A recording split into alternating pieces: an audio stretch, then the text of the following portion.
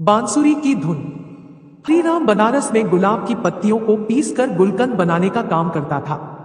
बनारस में उसकी गुलकंद दूर दूर तक मशहूर थी। उसके एक बेटा और एक बेटी थी। बेटी का नाम सुकन्या था।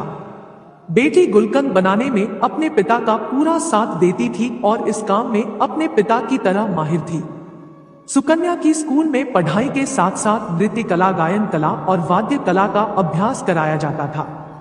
सुकन्या ने वाद्य कला में बांसुरी का चुनाव किया और उसमें वह पूरी तरह निपुण हो गई थी। स्कूल में जब भी कोई धार्मिक समारोह होता तो सुकन्या बांसुरी बजाकर सबका मन मोह लेती थी।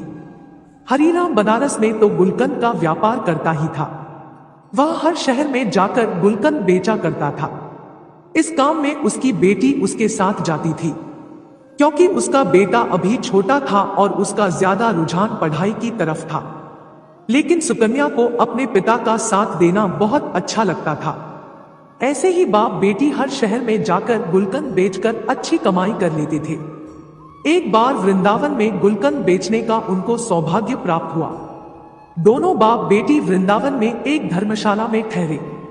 हरिराम का नियम था, जब भी वह दूसरे शहर में जाता तो सबसे पहले बनाई हुई गुलकंद को वह किसी मंदिर में भोग लगाता था। वृंदावन में आकर जब उसने गुलकंद बनाई तो उसने एक दोने में गुलकंद को रखा और अपनी बेटी के साथ राधा रमन जी के मंदिर के प्रांगण में गया और वहां जाकर गुलकंद से भरा हुआ दोना सुकन्या और उसके पिताजी ने राधारमन जी के चरणों में रख दिया।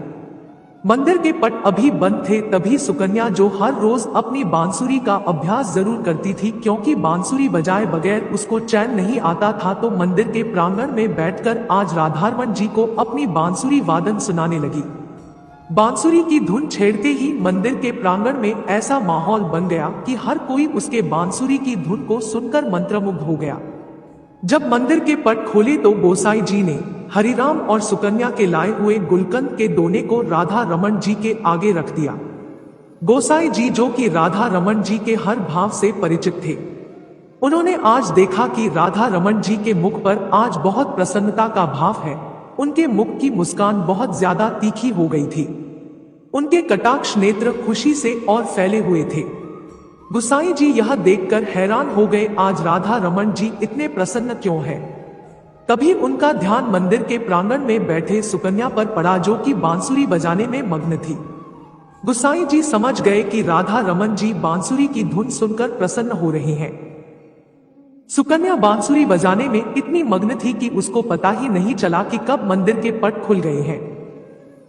लेकिन जब उसने अपनी बांसुरी धुन को विश्राम दिया और उसके नेत्र जब राधारमन जी के साथ मिले तो राधा रमन जी के कटाक्ष नेत्र उसके हृदय को ऐसे बींध गए कि वह तो बस उनको देखते ही रह गई। तभी हरिराम ने सुकन्या को कहा, बेटा दर्शन हो गए हो तो चले। सुकन्या राधा रमन जी को निहारती हुए वापस धर्मशाला आ गई।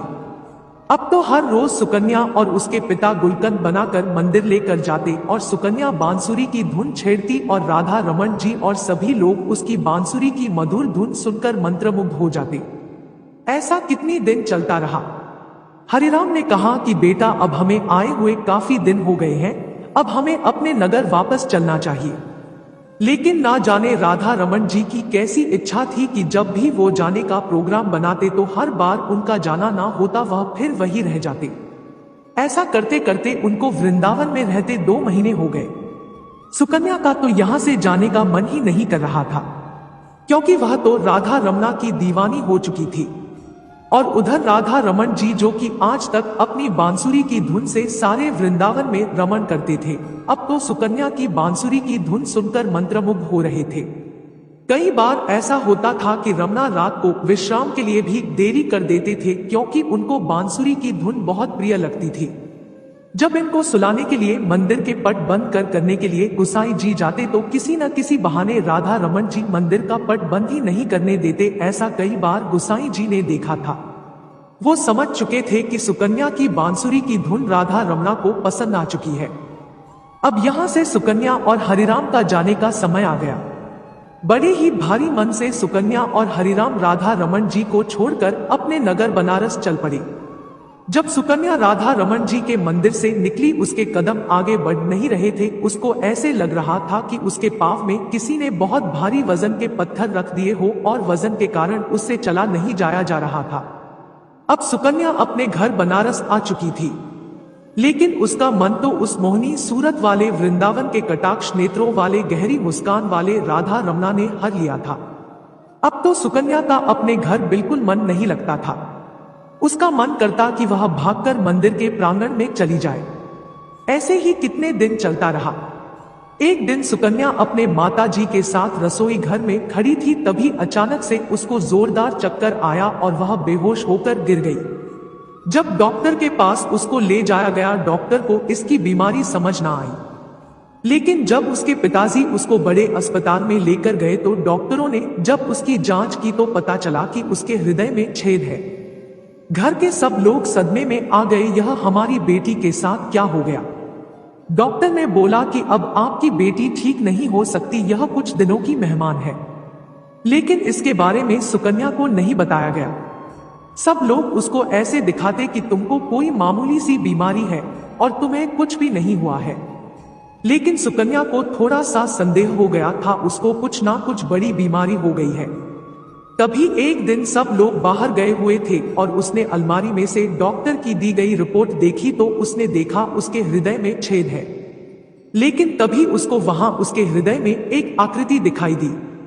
जब उसने उसे देखा तो उसने देखा कि यह तो राधा रमन जी की आकृति है। सुकन्या यह देखकर हैरान हो गई। राधा रमन जी को मैं वहां नहीं छोड़कर आई, बल्कि वह तो मेरे साथ मेरे हृदय में निवास कर रही हैं। जब सब लोग घर आए तो सुकन्या ने ऐलान कर दिया कि वह आज रात को राधा रमन जी के पास जाएगी। लेकिन उसके पिताजी ने कहा कि बेटा, तुम्हारी तबीयत ठीक नहीं है, तुम वहां नहीं जा सकती। लेकिन सुकन्या ने तो ठान लिया कि वह वृंदावन जरूर जाएगी। ना जाने कब उसको मौत का बुलावा आ जाए। उसके पिताजी उसकी हट के आगे विवश हो गए और उसको लेकर वृंदावन के लिए चल पड़े। वृंदावन पहुंचकर वह दोनों सुबह सबसे पहले राधा रमन जी की मंदिर अपने हाथ से बने हुए गुलकंद को लेकर और बांसुरी लेकर मंदिर में प्रवेश करती हैं। मंदिर में आज एक अजीब तरह की खुशबू आ रही थी। सब गोसाई लोग हैरान हो गए कि आज यह मंदिर में कैसी खुशबू फैली हुई है। लेकिन जब उनका ध्यान सुकन्या की तरह पड़ा तो सब गोसाई सुकन्या को देखकर बहुत प्रसन्न हो गए और कहने लगे, अरे बेटा, तुम कहाँ चली गई थी? जब से तू गई है हमारे तो राधा रमन जी की मुख की कांति फीकी पड़ गई है। लेकिन आज देखो उनकी मुस्कान कितनी गहरी है और आज तो तुम्हें देखकर उनकी दंतावली के भी दर्शन हो रहे हैं। अब जल्दी से तुम अपनी बांसुरी की धुन भी सुना दो ताकि और प्रसन्न हो जाए। तुम नहीं जानती कि तुम्हारे हाथों से बनी हुई गुलकंद राधा रमन जी को बहुत प्रिय थी। जब भी तुम गुलकंद का भोग लगाती थी, हम अपने हाथों से इनके मुख पर लगी गुलकंद को साफ करते थे। हमने तुम्हें कभी नहीं बताया, यह तुम्हारी गुलकंद को रोज अरोगते थे। यह सुनकर सुकन्या का फीका पड़ा मुख अचानक से खिल उठा। लेकिन जब उनको गोसाई जी ने बोला कि आज तुम अपनी बांसुरी की धुन से राधारमन जी को प्रसन्न कर दो, तभी वहां पर हरिराम ने आकर गोसाई जी को हाथ जोड़कर बड़ी विनम्रता से कहा कि मेरी बेटी अब बांसुरी नहीं बजा सकती क्योंकि इसकी हृदय में छेद है। अगर यह बांसुरी बजाएगी तो यह जो बचे कुछ ही दिन है उससे पहले ही इसको कुछ हो जाएगा। हरिराम गोसाई जी से प्रार्थना कर रहा था, लेकिन उधर सुकन्या बांसुरी बजानी शुरू भी कर चुकी हुई थी और लगातार 4-5 घंटे आंखें बंद करके राधा रमन जी के अपने हृदय में दर्शन करते हुए बांसुरी बजाती है। हरिराम यह देखकर हैरान होता जा रहा था, इतनी बीमार लड़की बांसुरी वादन कैसे कर सकती है। जब सुकन्या ने बांसुरी को विश्राम दिया तभी मंदिर में माथा टेकने के लिए दिल्ली से एक बहुत बड़े डॉक्टर का परिवार आया हुआ था। उन्होंने गोसाई जी और हरिराम की सारी बातें सुन ली तो डॉक्टर ने बताया कि जिसको दिल की बीमारी या दिल में छेद होता है वह बांसुरी वादन नहीं कर सकता। आप लोगों को जरूर कोई गलतफहमी हुई है। लेकिन हरिराम ने सौगंध लेकर कहा कि नहीं, हम वहां पर सुकन्या का इलाज करवा रहे हैं। और डॉक्टर ने बोला है यह कुछ दिनों की मेहमान है। मंदिर में आए हुए डॉक्टर ने दोबारा उसके दिल की जांच की तो उसने भी देखा कि सुकन्या के हृदय में तो छेद है, लेकिन वह छेद किसी चीज का उस पर आवरण है, लेकिन उसको कुछ समझ नहीं आ रहा था। किसी को यह नहीं पता था कि बीमार सुकन्या के दिल में हुए छेद को खुद राधा रमन जी ने वहां पर विराजमान होकर अपने आप से ढका हुआ था।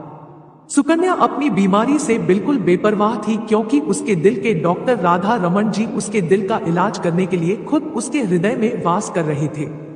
यह बात सुकन्या और राधा रमन जी ही जानते थे। सुकन्या ने ऐलान कर दिया कि जब तक उसकी जिंदगी है तब तक वह राधारमन जी को छोड़कर कहीं नहीं जाएगी।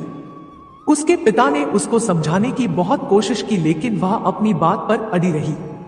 इस बात को 25 साल हो गए। सुकन्या के बाल सफेद हो चुके थे, लेकिन राधा रमन जी के कृपा से उसका हृदय आज भी तंदुरुस्त था, उसको कुछ भी नहीं हुआ था।